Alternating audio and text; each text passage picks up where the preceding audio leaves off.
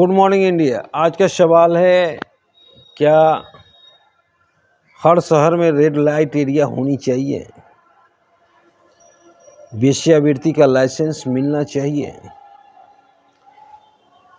बहुत अच्छा सवाल है।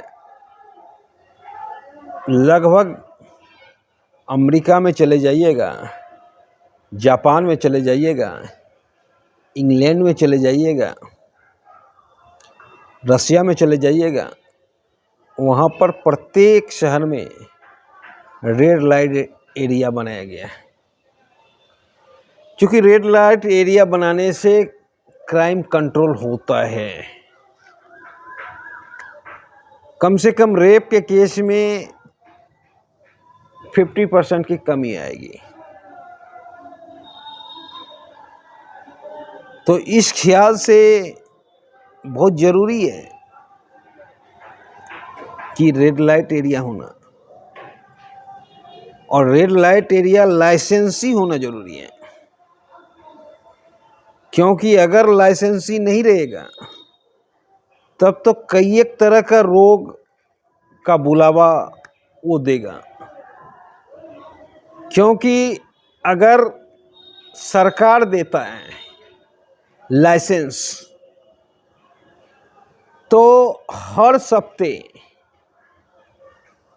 सेक्स वर्कर का चेकअप होता है, और थोड़ा सा भी सेक्स वर्कर अस्वस्थ होने की स्थिति में उसे काम करने से वंचित कर देता है। तो जब भी होना चाहिए तो लाइसेंस ही होना चाहिए। क्योंकि लाइसेंस के बिना तो खतरे की घंटी है,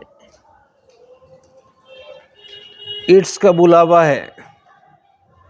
अगर बिना लाइसेंस का हम रेड लाइट एरिया खोलते हैं तो जहाँ भी रेड लाइट एरिया होगा वहाँ क्राइम के हर केस में कमी होगा। और प्रकृति का नियम है, और प्रकृति के नियम को हम रोक नहीं सकते हैं। डिमांड होता है कि आपको भूख लगा तो खाना खाना है, उसी तरह से शरीर का डिमांड होता है सेक्स। अब कोई ज़रूरी नहीं कि हर शख्स का शादी हुआ हो या शादीशुदा शख्स भी अपने पत्नी से खुश हो।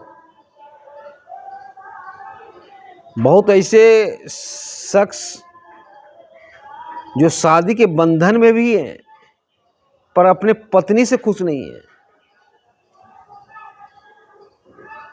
तो उनके लिए रेड लाइट एरिया बहुत ज़रूरी है। क्योंकि ये प्रकृति का नियम है, और प्रकृति का नियम के तहत शरीर का डिमांड हो जाता है सेक्स, और ना होने की स्थिति में कोई क्राइम हो जाता है। मान लीजिए कि बिहार में कोई रेड लाइट एरिया नहीं है और कोई बहुत बिना शादीशुदा है और उसे सेक्स करने का मन कर रहा है, तो वो क्या करेगा? इसी में अनर्थ हो जाता है। तो रेड लाइट एरिया होनी चाहिए, और हर शहर में होनी चाहिए, और लाइसेंस ही होनी चाहिए। कोई खराब चीज नहीं है, दुनिया में कोई चीज खराब नहीं होता है। सोच हमारी खराब होती है, छोटी मानसिकता ही हमें खराब बोलने पे मजबूर करती है। अगर मानसिकता बड़ी हो तो कोई चीज़ खराब नहीं है, और हर चीज़ का ज़रूरत है समाज में।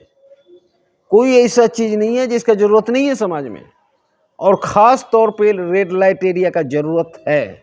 धन्यवाद।